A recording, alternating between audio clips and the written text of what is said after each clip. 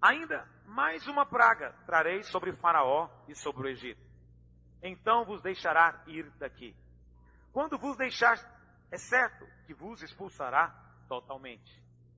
Fala agora aos ouvidos do povo, que todo homem peça ao seu vizinho e toda mulher à sua vizinha objetos de prata e de ouro. E o Senhor fez que o seu povo encontre favor da parte dos egípcios. Também o homem Moisés era muito famoso na terra do Egito, aos olhos dos oficiais de Faraó e aos olhos do povo. Moisés diz: assim diz o Senhor, cerca da meia-noite passarei pelo meio do Egito. E todo primogênito na terra do Egito morrerá. Diga, primogênito. Desde o primogênito de Faraó, que se assenta no seu trono, até ao primogênito da serva que está junto a Mó, e todo primogênito dos animais. Coisa séria. Haverá grande clamor em toda a terra do Egito, qual nunca houve, nem haverá jamais. Porém, contra nenhum dos filhos de Israel, desde os homens até os animais, nem ainda um cão rosnará, para que saibais que o Senhor fez distinção entre os egípcios e os israelitas.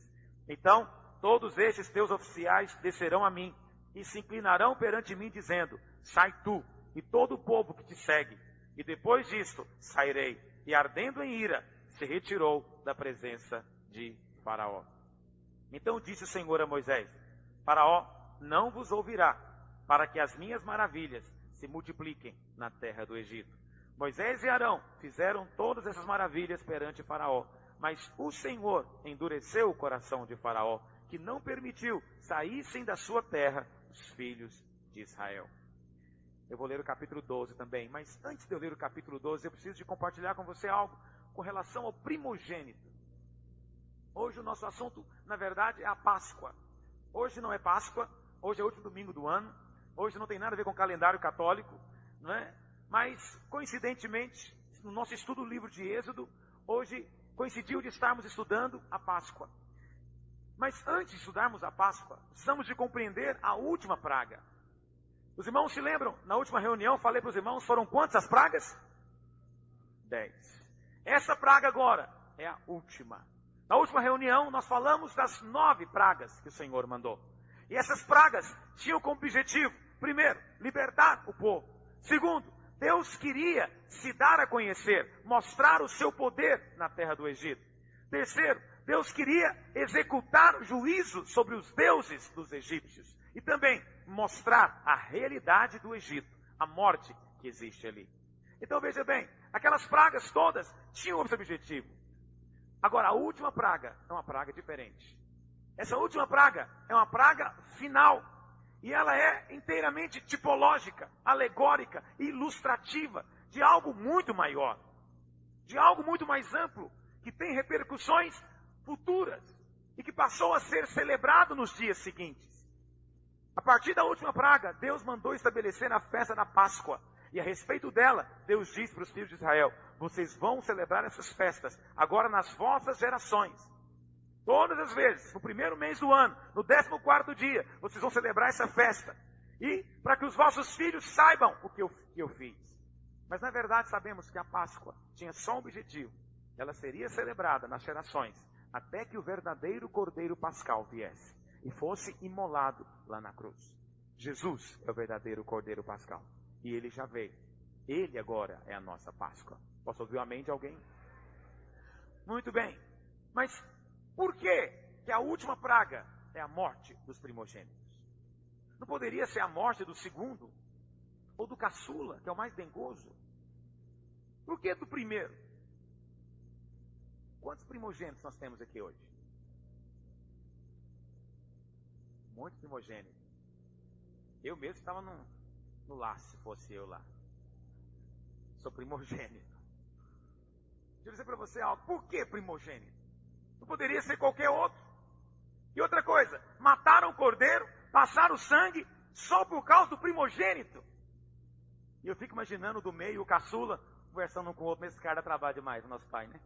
Olha a confusão que está aprontando, tudo por causa dele. E não era só dos homens, também dos animais. Até os primeiros animais deveriam ser mortos. E a partir daquele dia, Deus prescreveu ao povo de Israel, todo primogênito, todo aquele que a Bíblia fala, né, que abre a madre, todo aquele que é o primeiro, seja filho de animal, ou seja filhote, seja filho de gente, não interessa, o primeiro é de Deus. Seja os primeiros frutos de uma árvore, seja a primeira colheita de um campo, não interessa, todo primeiro pertence a Deus, diz o Senhor. E se fôssemos cumprir a palavra do Senhor, eu estimulo que você o faça. Se você nunca o fez, talvez seja por isso que temos problemas financeiros. Porque o primeiro pertence a Deus. O primeiro salário pertence a Deus. Eu me lembro, a primeira vez que eu trabalhei, o meu primeiro salário, eu dei todinho para Deus. Dei inteiro para o Senhor. Por quê? Porque é primícias. É primeiro, pertence a Deus. Entende? Agora, deixa eu dizer algo para você. Por que Deus escolheu o primeiro, mas depois Deus fala que se não matasse o cordeiro, o primeiro é que iria morrer? Porque ao mesmo tempo que Deus fala que o primeiro é dele, na Bíblia, parece que Deus odeia o primeiro. Deus odeia aquilo que é o primeiro. E esse é um fato. Você pode observar na palavra de Deus, que ainda que o primogênito tivesse uma bênção especial, no tempo dos patriarcas de Abraão, de Isaac, de Jacó, nos tempos de Abel, de Noé, de Enos, de Enoque, no tempo desses homens de Deus, o primogênito, ele tinha direito de herança dobrada. Ele tinha direito de o dobro daquilo que os outros filhos tinham. Segundo, o primogênito era o sacerdote de toda a família. E a família aí incluía não só a família, ele, a esposa e os filhos, mas todo o clã. Ele se tornava então o patriarca. O patriarca era aquele que abarcava os filhos, os netos, os bisnetos, todos. Ele era o sacerdote. Terceira bênção, era através do primogênito que estava a promessa de que o Messias viria.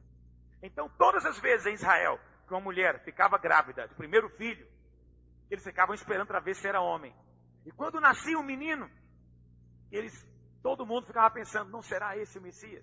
Porque eles sempre esperavam que o Messias seria o primeiro filho de uma virgem. Esse era o fato. Era assim que funcionava. Mas, se você for olhar na palavra de Deus, você vai ver que apesar de Deus ter separado o primogênito, Deus nunca escolheu o primogênito. Você não vai ver que o primeiro sempre é rejeitado. Você vê, logo depois que Adão foi expulso do Éden, né, eles tiveram um filho. Qual foi o primeiro filho de Adão? O primeiro filho de Adão foi Caim. O segundo foi Abel. Mas Deus rejeitou quem? O primeiro, Caim. E Deus se agradou do segundo, Abel. Não é verdade? É assim que funciona. Quando Deus chamou Abraão, Abraão teve 2 filhos. Qual foi o primeiro filho de Abraão? Ismael. Mas Deus aceitou Ismael? Deus rejeitou Ismael e se agradou de Isaac, que não era o primeiro. Depois Isaac teve 2 filhos, Esaú e Jacó. Mas Esaú era o primeiro. No entanto, Deus rejeitou Esaú e se agradou de Jacó, que não era o primeiro, que por sinal fez de tudo para receber a bênção da primogenitura. Depois nós vemos que Jacó teve 12 filhos, o primeiro deles foi Rúben, mas Deus rejeitou Rúben, que era o primeiro, e aceitou Judá, que era o quarto. Depois nós vemos a história de José. José também teve 2 filhos, Manassés e Efraim. Manassés foi o primogênito, mas quando Jacó foi liberar a bênção, nós vemos que Deus escolheu Efraim e rejeitou Manassés, que era o primeiro. Você vai ver também depois da vida de Davi, Saul foi o primeiro rei, mas Saul foi rejeitado, e Davi, que foi o segundo, foi o escolhido. Você percebe? Em toda a palavra de Deus, você vai encontrar esse mesmo princípio funcionando. O primeiro é de Deus, mas Deus rejeitou o primeiro. Deus odeia o primeiro. Por que Deus escolhe o segundo e não o primeiro? Vamos ler um versículo lá em 1 Coríntios, capítulo 15, verso 46. Não diz marca de Êxodo, não. 1 Coríntios 15, verso 46. Lá nós vemos um princípio espiritual muito sério. E podemos compreender por que Deus odeia o primeiro. Deus rejeita o primeiro. O primeiro tem que ser julgado. O primeiro tem que ser condenado. Por isso, todo primeiro filho tinha que ser redimido em Israel. Se o filho não fosse redimido, ele deveria ser morto. O animal que nascesse deveria ser redimido. Se não fosse redimido, deveria ser entregue em sacrifício lá no templo ou no tabernáculo. Por que que Deus exige que o primeiro seja redimido e o segundo, o terceiro e os demais não precisam de ser? Por que que Deus rejeitou o primeiro? Porque o primeiro nos fala de um princípio espiritual. E eu quero que você entenda esse princípio hoje. O primeiro na Bíblia aponta para a carne. O segundo aponta para o espírito. Por quê? Olha o que diz, 1 Coríntios 15, 46. Mas não é primeiro o espiritual, e sim o natural. Depois o que vem primeiro, meus irmãos? Fala alto. Vem primeiro? Em segundo? Aqui Paulo está contando o princípio. Primeiro é Adão, depois Cristo. Primeiro é o natural, depois o espiritual. Primeiro é o nascimento da carne, depois o nascimento do espírito. Baseado nesse princípio, Jesus não é o primeiro. Alguém vai dizer, pastor, Jesus é então o primeiro. Baseado nesse princípio aqui, Jesus é o segundo. Ele é o segundo Adão. Porque ele é o segundo pai de uma raça. O primeiro pai de uma raça foi Adão. Mas Adão foi rejeitado. Por quê? Porque Adão pecou, traiu a Deus. Jesus então veio para ser o segundo Adão e o último Adão. Não é verdade? Por isso, o princípio agora é do segundo e não mais do primeiro. Você quer ser abençoado por Deus? Sai da posição do primeiro. Você quer ter o desfrute de Deus? Não aceite a posição do primeiro. O primeiro é sempre rejeitado. Pastor, ainda não estou conseguindo ter clareza sobre isso. Tudo aquilo que é primeiro, Deus abomina, porque Deus abomina tudo que vem da carne. Tudo que vem da carne. Porque para Deus, mais importante do que a obra que você faz, é com a origem dela. Mais importante do que algum fruto que você manifesta, é a origem daquele fruto. Vou explicar para você. Por exemplo, você pode ser muito amoroso, mas Deus olha, não exatamente essa amorosidade, mas Deus olha o quê? Qual que é a fonte desse amor seu? Se a fonte for natural, for a carne, é primeiro. Deus não aceita. Deus só aceita o que vem do segundo, que é Cristo. O primeiro é a vida natural. O segundo é a vida do Espírito. Mas em termos práticos, no nosso dia a dia, o que significa ser o primeiro? Por que Deus rejeita o primeiro? Os irmãos se lembram, algum tempo atrás, quando ministravam no começo do livro de Êxodo, eu falei para os irmãos do princípio da vida masculina e a vida feminina. Quantos se lembram disso? E eu falei para os irmãos que todos nós somos igreja. E é sempre a igreja. Todos nós somos noiva. Aqui não tem nenhum noivo. O único que é noivo é quem? Por quê? Porque na Bíblia, o princípio da vida masculina nos fala de quê?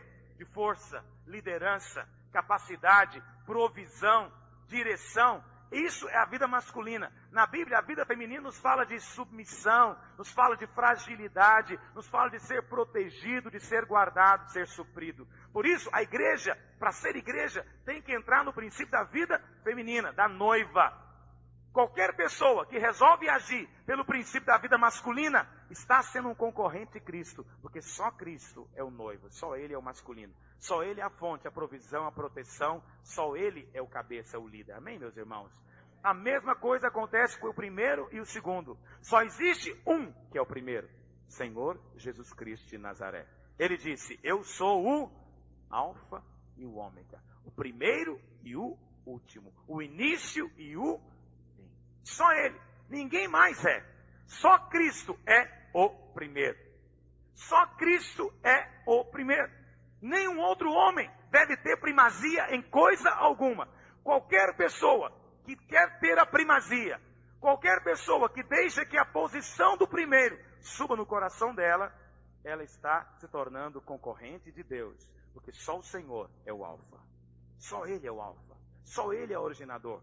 Só Ele é o primeiro. Só Ele é o vencedor. Só Ele é o campeão.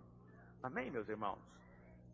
Pastor, na prática, o que significa o primeiro? Ora, meus irmãos, o que simboliza o primeiro? Primeiro é o campeão, não é verdade? Não é o campeão? O primeiro é o campeão. O primeiro é o melhor. Reconhecidamente é o melhor. O primeiro é o mais forte. O primeiro é o único que vai de fato receber glória, honra. É só o primeiro. Você não vai ver segundos nessa posição. Primeiro nos fala de preferência. Todos vão escolhê-lo, porque é o primeiro. Mas tudo isso são atributos do Senhor Jesus. Só Ele é que tem a primazia. Só Ele é que deve ter o encabeçamento, a liderança. Só Ele é que deve receber a glória. Ninguém mais. Ninguém mais. Ninguém mais. Eu fico vendo, me lembro de uma música daquele cantor Raul Seixas, que ele dizia que ele era o começo, o meio e o fim. Não tem blasfêmia maior do que essa. Isso é blasfêmia. Ninguém pode dizer que é o começo, o meio e o fim de coisa alguma. Só Jesus. Ele é antes de tudo, Ele está no fim de tudo, e tudo é por meio dele. Ele é que é o começo, o meio e o fim. Só o Senhor Jesus. Quando o homem levanta para dizer, eu sou o começo e o fim, eu sou o A e o Z, ele está dizendo, eu sou Deus. Você não é Deus. Aquele cantor, ele fez isso assintosamente. Ele afrontou diretamente a Deus, dizendo que ele era Deus. Alguém vai dizer, pastor, eu nunca faço isso. Eu nunca quero isso. É verdade, às vezes nós não falamos, mas temos a postura. Temos a postura. Deus só abençoa o segundo. Quem que é o segundo? O segundo primeiro é aquele que ninguém lembra dele. Você lembra do segundo? Quem que foi o segundo colocado na Copa de 58? Não sabe? Que vergonha. Bom, deve ter alguns aqui que são enciclopédia ambulante que devem saber. Mas gente normal vai saber quem foi o segundo colocado da Copa, sei lá de onde?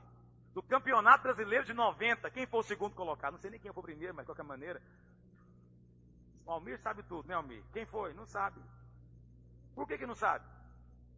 Porque segundo ninguém lembra, meus irmãos. Eu me lembro na televisão, algum tempo atrás, tinha um quadro humorístico que era do segundo, do vice. Quem lembra do vice? Qual a utilidade do vice? Ninguém sabe. O que vice-presidente faz? Ele levanta todo dia para trabalhar para fazer o quê? Ninguém sabe. Alguém preocupa em saber? Também não. Porque segundo é aquele que perdeu. Como é que o segundo é lembrado? Perdeu para o primeiro. É ou não é? Na Copa de 50, você lembra quem foi o segundo? Lembra ou não lembra? Não lembra não, você sabe, né? Porque não é da sua época, imagina. Você sabe quem foi. Por que sabe? Porque fomos nós que perdemos. Quando é você que perde, você nunca esquece. Quando você entende o que eu estou dizendo? Na Copa de 50, o Brasil perdeu a Copa. Que glória que tem! Toda vez que lembra dessa bendita Copa, é um chororô danado, não é verdade? Perdeu com o Maracanã lotado, perdeu para o Uruguai, e vai ter agora revanche. Não vai ter revanche nunca. Quem perdeu, perdido está, acabou. Não é verdade? O segundo é esse. O segundo é o que perdeu. O segundo não tem glória. O segundo tem um certo vexame, não é verdade? O segundo nunca pode dizer que é o melhor, porque está comprovado que tem alguém melhor do que ele. O segundo é aquele que não tem primazia em nada. O segundo não tem louvor. Esse é o segundo. O segundo só tem que se humilhar e dizer, fiz o melhor que pude, mas o meu melhor não é suficiente. É por isso que Deus abençoa o segundo. Qual que é a sua postura? De primeiro ou de segundo? Você quer ver um casamento feliz? É quando os dois querem ser segundo. Quer ver um casamento endiabrado e possesso? É os dois no primeiro. Quem é o primeiro? Eu é que sei. Você é o culpado. Eu sou o juiz. Eu que decido. Eu comando. Eu lidero. Quer ver um casamento assim? É o outro falar o mesmo. Quem manda sou eu. Quem lidera sou eu. Eu é que sou o bom. Eu é que sou o melhor. O que tem nesse casamento? Demônios. Por quê? Porque Deus odeia o primeiro. Você quer ter um casamento abençoado? Seja o segundo. Sua mulher falar, eu sou melhor, você fala, eu sou o segundo. Eu sou atrás de você. E não adianta discutir, fala, não discuto mesmo, não, contra essa evidência não tem jeito. Tem briga? Quando alguém resolve ser segundo, tem briga, meus irmãos? Onde é que tem briga? Só em decisão de campeonato. Quem tem ouvidos entenda o que eu estou dizendo. Tem casamento aqui que é decisão de campeonato. Está o tempo todo competindo. Para ver quem manda, quem vai fazer o quê, quem vai liderar, quem vai... O tempo todo está uma briga pelo poder ali. Por que estão brigando pelo poder? Porque os dois querem ser os campeões. Os dois querem ter o primeiro lugar. Mas que um resolva dizer, não, eu já perdi, você é o melhor. Eu sou o culpado, você que tem razão. Eu não tenho, você que tem. Alguém fala, pastor, isso é ironia. Não, eu não falo com ironia, falo com realidade. Falo com verdade. Onde existe a postura, o Espírito Santo de Deus opera. Você quer ver Deus operar num lugar? É quando a pessoa tem consciência de que ela não é o campeão e que ela quer servir. Vê isso a nível de igreja. Quer ver uma igreja ser abençoada? É quando a igreja tem a postura de ser o segundo. Por que eu vigio tanto a igreja? Os pastores sabem disso. Às vezes eu fico ouvindo irmãos dizendo, nossa igreja é melhor, nossa igreja não tem igreja igual a nossa igreja é sensacional. Eu falo, oh Deus, eu sou o segundo. Ouça o que eu estou dizendo, ignora ele. Esse é um perdedor que não sabe que perdeu ainda. Não tem essa história que a nossa igreja é a melhor. Quando você fala que a nossa igreja é a melhor, nós viramos os campeões. Sabe o que acontece com o campeão? Deus degola ele. Deus não aceita campeões. Não há campeões. Pastor, mas eu não prego numa igreja de vencedores? É verdade. Mas sabe quem é o vencedor? É o segundo. Você sabe quem vai ficar em primeiro? O último. Quem falou não foi eu, foi Jesus. Os primeiros serão os últimos. E os últimos serão o quê? Quantos querem ser vencedores aqui? Fica no fim da linha. Fica no fim da fila. O vencedor, se você está achando que o nosso vencedor aqui é aquele executivo que chega, que arrebenta de peito estufado, que tem, que manda, está enganado. O vencedor aqui é o Cordeiro. O vencedor aqui é aquele que abre a vez, que cede a oportunidade, que estende a mão. O vencedor aqui é aquele que não tem razão, é aquele que se coloca no fim da fila. Aí Deus fala, esse vai ganhar a medalha de ouro no final. E o Senhor fala, quem que é o primeiro? Quem que está querendo o meu lugar aqui? Imagina Deus falando para você, hein? É você que queria o meu lugar? Isso aqui que é isso, Senhor? Imagina eu. Mas Deus fala, eu sou o único que é primeiro. Como é que você tem ousadia de dizer que você é primeiro? Pastor, eu nunca falei isso. A sua atitude vai trair você. A sua atitude mostra quem você é. Já viram pessoas que nunca pedem perdão? Quem é que não pede perdão nunca? Qual foi a única pessoa na face da terra que nunca precisou de pedir perdão? Fala alto, quem foi? Por que ele nunca pediu perdão? Porque ele nunca ofendeu ninguém. Não tinha de que pedir perdão, nunca errou. Quando você fala, eu não tenho de que pedir perdão, você está fazendo que você está falando que você é o quê? Eu sou o primeiro. Eu sou igualzinho Alfa. Sou igualzinho Cristo. Eu não tenho que pedir perdão. Aí Deus fala, epa, tem dois primeiros aqui, vou ter que derrubar um. Adivinha quem ele vai derrubar? Adivinha quem está na mira de Deus? Quanto tempo eu estou dizendo essa manhã? Eita, estou falando teologia profunda hoje aqui? Não. Será que você consegue perceber na sua vida prática isso? Será que você perceber isso, sua existência normal? Corre de ser o primeiro. Corre de tomar o trono. Corre de sentar no lugar da mesa que não é seu. Entende? Cuidado quando for convidado para uma festa e não sentar no lugar do dono da festa. Não tem vexame maior do que esse. Cuidado para no dia das bodas você não ser encontrado na festa sentado no banco errado. Vão te convidar para sentar lá no último, porque os outros já estarão ocupados. Por isso, senta lá atrás, disse Jesus, porque não há maior glória do que o rei dizer, ei, Rafael, mas você está aí atrás no último banco, vem para cá, irmão, você está aqui no primeiro. Aí todo mundo vai ver a entrada triunfal dele. Vai ou não vai? Vai olhar, o pescoço duro, né? Ah, meu Deus, quem que é esse? É o que estava em último. O que está em último vai ganhar maior glória. Porque não tem glória maior do que ultrapassar todos na reta final. Tem, meus irmãos? Não tem maior glória. Não tem maior glória que você convidar para sentar no primeiro banco. Quando se você achava que você mesmo deveria estar no último. Mas você não está lá por falsa modéstia. Você está lá porque você se conhece. Você sabe quem você é. É por isso que Deus odeia o primeiro. O primeiro em tudo está contra Deus. Porque só Deus deve receber a glória. Só Deus deve ser o ídolo. Alguém fala, pastor, está errado um atleta querer ser o primeiro? Veja, aquilo ali é só um esporte. Não tem valor espiritual. Mas preste atenção. Tem que ter muito cuidado se aquilo não subir ao coração. Porque como é que os atletas são tratados? Como é que eles são chamados? São chamados de ídolos. Não é assim que são chamados? Então, aquele ídolo do basquete, aquele ídolo do futebol, aquele ídolo do esporte e tal, tudo tem ídolo. Por que ídolo? Porque não há palavra melhor para descrever o que ele recebe. Louvação, adoração, veneração, que pertence somente a Deus. Homem nenhum, comedor de arroz e feijão, merece isso. Homem nenhum deve ser venerado. Só há um que é o primeiro. Ele é o alfa e o ômega, o princípio e o fim. Só Ele é Deus. Só o Senhor é Deus. Só o Senhor é o primeiro. Não, diga amém, sério. Você tem que dizer amém. Não é porque eu quero ouvir sua voz. Pastora Luiz quer ficar falando amém, amém. Não é não. É que quando você fala amém, está dizendo, é isso que eu penso também. Eu não sou o primeiro. Eu não vou ser o primeiro. O Senhor Jesus Cristo, Ele é o alfa e o ômega. Só Ele é Deus. Diga, só o Senhor é Deus. É por isso que nós, quando adoramos, nós falamos o quê? Senhor, a Ti pertence a glória, a Ti pertence a honra, a Ti pertence o louvor, a Ti pertence a majestade, a Ti pertence. Em outras palavras, está falando o quê? Senhor, não pertence a mim, não. Oh, Jesus, eu não mereço elogio, não. Pertence ao Senhor todo elogio, todo louvor, toda glória, toda honra. Pertence só ao Senhor. Amém, meus irmãos? Por que nós temos que louvar a Deus? Alguém fala, pastor, um dia eu ouvi um teólogo falando isso, teólogo de meia tigela, mundano. Eu penso que Deus necessita de louvor para tirar energia para Ele. Só se for o diabo. O diabo precisa disso. Deus não precisa de ninguém. Deus é o único que pode se dizer, é autossuficiente. O que Deus ganha com elogio seu? Oh, Jesus, te louvo. Deus fala, eita, hoje eu amanheci bem. Amanheci bem, olha lá que ele está falando para mim lá. Ô, Gabriel, faz igual ele, meu filho. Você acha que Deus ganha alguma coisa? Aí você canta o corinho aqui, né? E você, eu quero ver a glória do seu poder. Deus fala, nossa, estou me sentindo cheio já.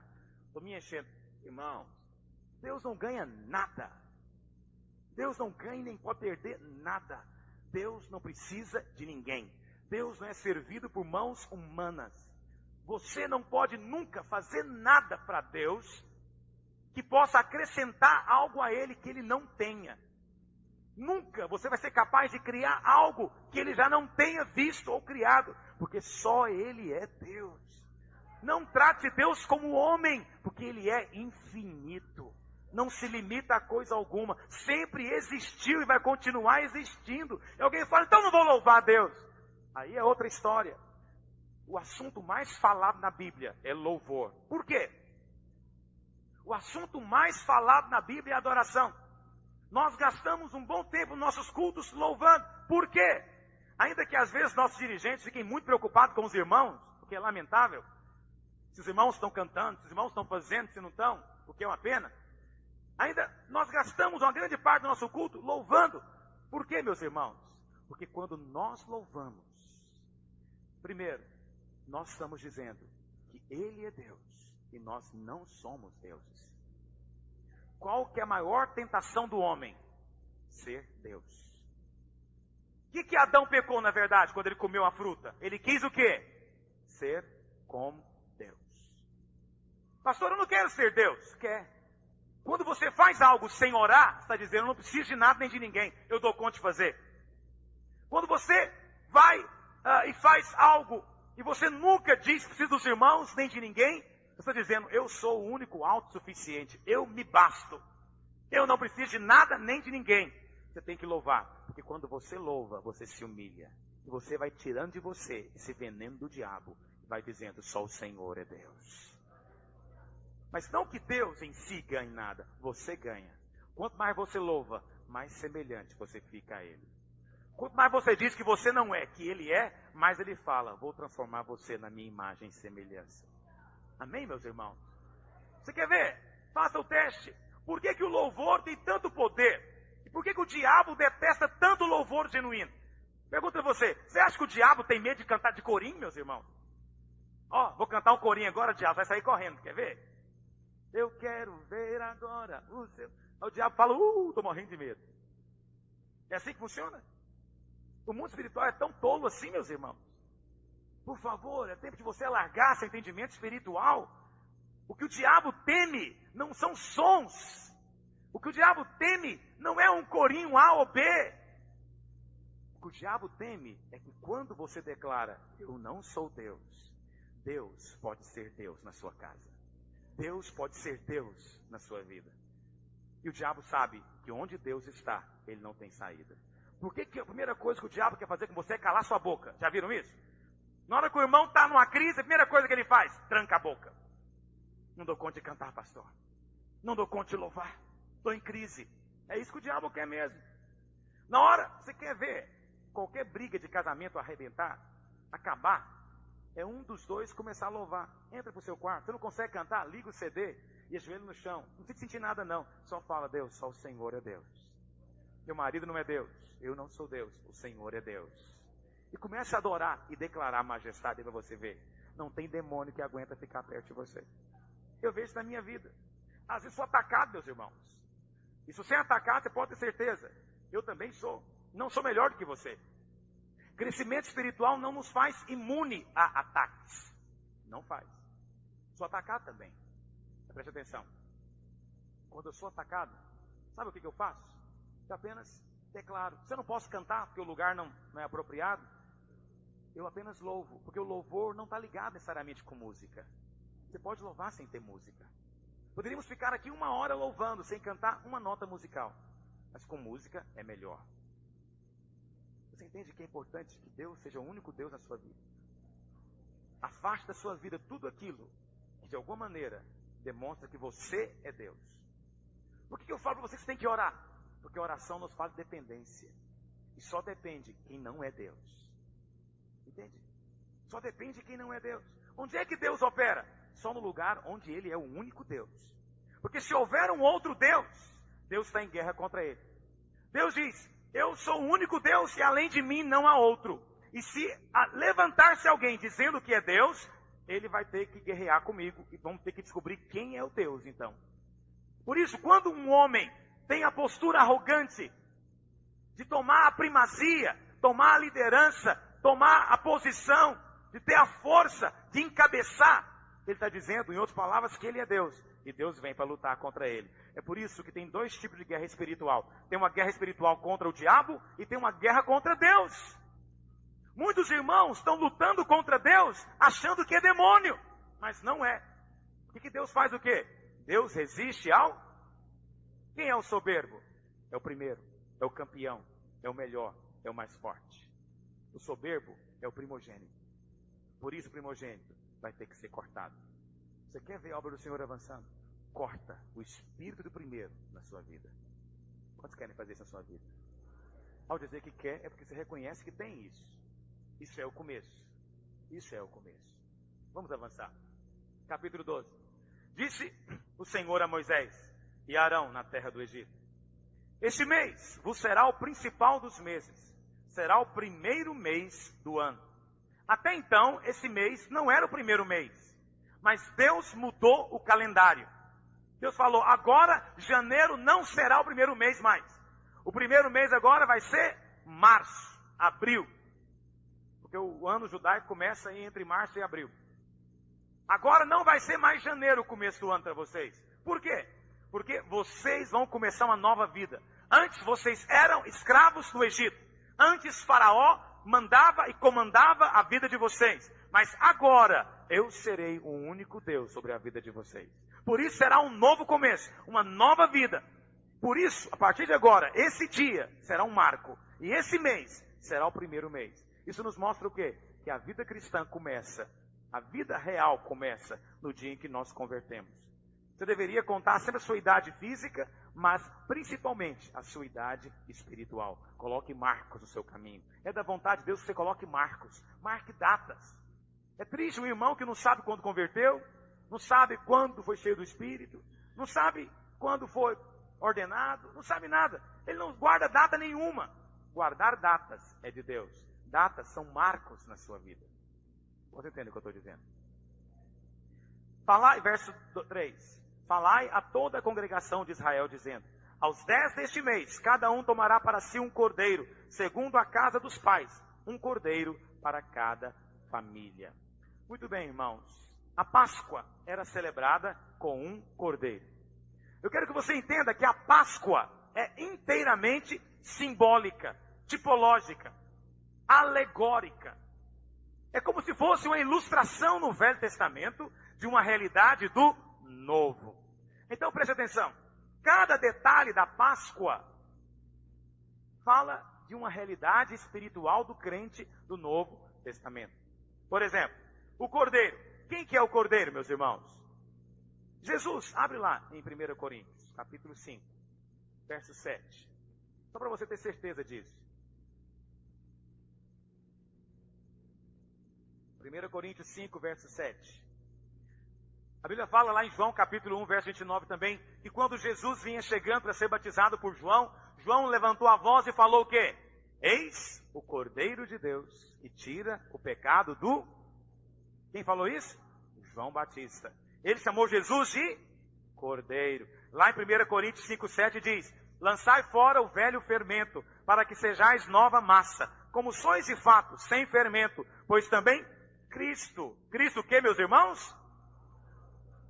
Nosso Cordeiro Pascal foi imolado. Paulo está dizendo que esse Cordeiro aqui, de Êxodo capítulo 12, ele era Jesus. Quando você lê o livro de Êxodo, você deve enxergar aqui, o povo de Israel somos nós. O Cordeiro aqui é Jesus. Jesus. Quem disse isso não sou eu. Quem disse foi Paulo. Portanto, algumas pessoas podem ficar assustadas com a maneira como nós alegorizamos a palavra de Deus. No entanto, não fui eu quem criou ou quem fez isso, mas foi o próprio Senhor. O mês que se tornou especial é o mês de Abib. No capítulo 13, no verso 4, diz assim, hoje, mês de Abib, estás saindo. O mês de Abib não era o primeiro mês, tornou-se.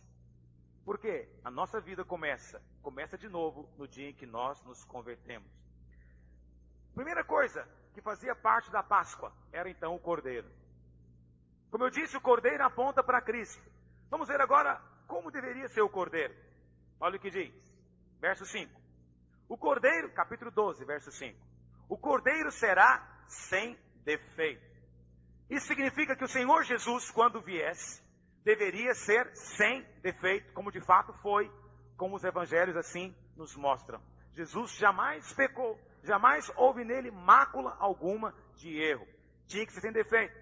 Segundo, tinha que ser macho. Por que tinha que ser macho? Já expliquei para você o que significa a vida masculina e a vida feminina. Tinha que ser macho, porque só o Senhor é que é o líder. A vida masculina nos fala de quê? De liderança, força. Não é verdade? O homem é mais forte do que a mulher fisicamente. O homem é que protege, o homem é que é o supridor. Assim também acontece com Deus, só Ele é que é masculino. Nós, a igreja, somos a noiva, é um princípio. Ele tinha que ser macho. Também tinha que ser de 1 ano. O que significa ser de 1 ano? Significa que ele não fora usado para outro fim. Aquele cordeiro não havia sido usado para outra coisa. Não fora tosqueado, nem algo parecido. Isso nos mostra o quê? Que o Senhor Jesus, quando veio, ele veio exclusivamente para morrer por nós. Foi o único que nasceu na terra para morrer. A sua missão foi morrer. Ele salvou mais na sua morte do que na sua vida, como foi com Sansão. Assim, ele deveria ser de 1 ano. Depois, podereis tomar um cordeiro ou um cabrito. Poderia ser qualquer um dos dois. Ou um cordeiro ou um cabrito. Você pergunta, pastor, Jesus era um cordeiro ou ele era um cabrito? Lá em Mateus 25, não preciso de abrir, Jesus contou a história do julgamento que vai ter ainda, onde ele vai separar de um lado as ovelhas e do outro lado os cabritos. E naquela parábola, as ovelhas apontam para os bons e os cabritos apontam para os maus.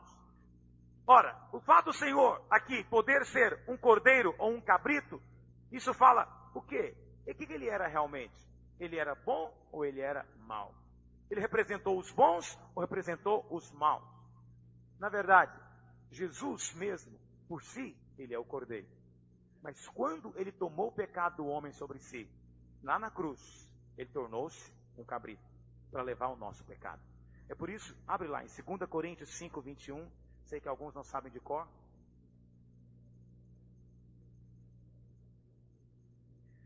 Na hora da crucificação, ele era tanto um cordeiro quanto um cabrito. 2 Coríntios 5, 21.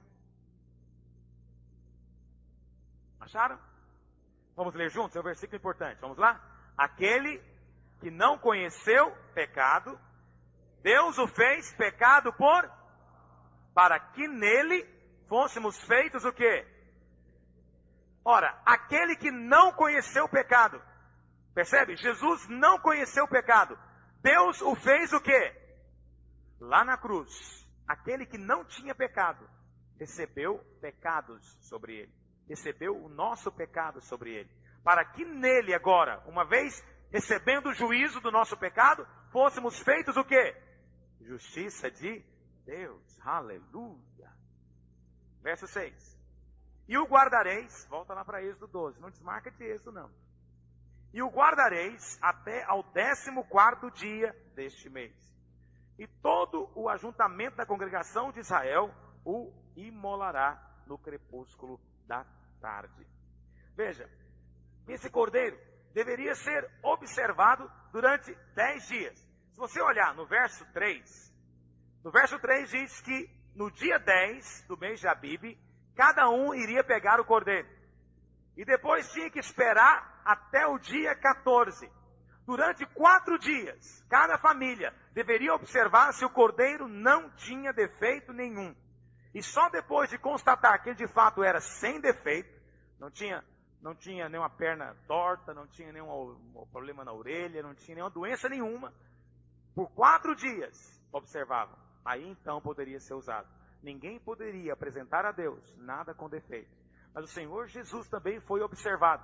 A Bíblia fala que ele foi observado e foi declarado sem defeito. 3 vezes os sacerdotes o examinaram segundo a lei de Deus. E disseram, não viram defeito nenhum nele.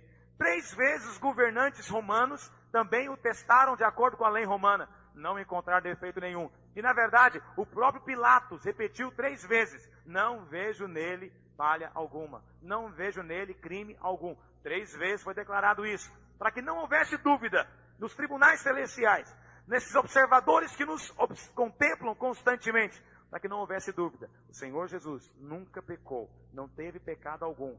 A cruz ele não levou por causa de si mesmo, mas levou por causa de cada um de nós. Amém, meus irmãos? Vamos avançar. Verso 7. Tomarão do sangue e o porão em ambas as ombreiras e na verga da porta nas casas em que o comerem. Naquela noite comerão a carne assada no fogo, com pães asmos e ervas amargas a comerão. Não comereis dele nada cru, nem cozido em água, porém assado ao fogo, a cabeça, as pernas, a fressura. Nada deixareis dele até pela manhã. O que porém ficar até pela manhã, queimá-lo-eis no fogo. Desta maneira o comereis, lombo cingido, sandália nos pés e cajado na mão. Comê-lo-eis à pressa, é a Páscoa do Senhor. Porque naquela noite passarei pela terra do Egito, e ferirei na terra do Egito todos os primogênitos, desde os homens até os animais. Executarei juízo sobre todos os deuses do Egito. Eu sou o Senhor. O sangue vos será por sinal nas casas em que estiverdes. Quando eu vir o sangue, passarei por vós, e não haverá entre vós praga destruidora, quando eu ferir a terra do Egito. Este dia vos será por memorial, e o celebrareis como solenidade ao Senhor. Nas vossas gerações o celebrareis por estatuto perpétuo. É a Páscoa. Vamos avançar. O texto diz que uma vez que esse cordeiro era testado, macho de 1 ano, podendo ser cabrito ou cordeiro, ele deveria então ser morto. E essa morte nos fala de substituição. Aquele cordeiro estava morrendo no lugar do primogênito que estava dentro daquela casa. Alguém fala, pastor, eu não sou primogênito, então isso não tem nada a ver comigo. No sentido em que eu falei para você agora mesmo, todos nós somos primogênitos. Todos nós queremos ter a posição, a primazia, ser o melhor, o campeão, decidir, comandar nossas vidas ou a vida dos outros. Por isso, todos nós somos primogênitos aos olhos de Deus. Todos nós deveríamos ser mortos. Mas em vez do primogênito ser morto, Deus ordenou que o cordeiro fosse morto. Assim foi na cruz também. Em vez de você, de eu, de nós morrermos na cruz, o Senhor Jesus tomou o nosso lugar. E não existe obra maior do que essa. Nem nada mais importante em todo o universo do que isso. Que houve um dia em que o Cordeiro de Deus foi imolado no lugar de todo homem. Amém, meus irmãos? Segunda coisa, esse sangue deveria ser aspergido. O cordeiro morto deveria ter o seu sangue tomado e aspergido. Não bastava matar o cordeiro. Não era suficiente que o cordeiro fosse morto. Deveria se pegar o sangue e passar na porta. Assim também acontece conosco hoje. Não basta você saber que Jesus morreu. Você precisa de crer que ele morreu. Saber que ele morreu é reconhecer que o cordeiro foi morto. Mas quando você crê na sua morte, você está pegando sangue e aplicando na sua vida. E esse sangue deveria ser aplicado na porta pelo lado de fora. Se fosse aplicado lá de dentro, não ia funcionar. Tinha que ser para o lado de fora. As pessoas ficavam de dentro e o sangue era aplicado de fora. Por quê? Porque o sangue não era para as pessoas que estavam dentro da casa. Não era para elas verem. O sangue era para Deus ver. Era para o diabo ver. A mesma coisa acontece com você. Você não vê a sua vida coberta de sangue hoje. Parece algo até meio assim estranho, assustador, fantasmagórico, eu dizer para você que você está coberto de sangue agora. Porque você nem percebe isso. Não é visível a você isso. Deixa eu dizer algo para você. O sangue não é para você ver. O sangue é para Deus ver e para o diabo ver. E o diabo, quando chega perto de você, ele vê que o sangue foi aspergido sobre a sua vida. E ele não pode tocar em você, como não pôde entrar naquela casa também. Amém, meus irmãos? Lembra disso? Quando você confessar o seu pecado, a palavra do Senhor fala que se confessarmos os nossos pecados, Ele é fiel e justo para nos perdoar os pecados e nos purificar de toda injustiça por meio do seu sangue. Presta atenção, quando confessar o pecado, não fique esperando sentir coisa alguma.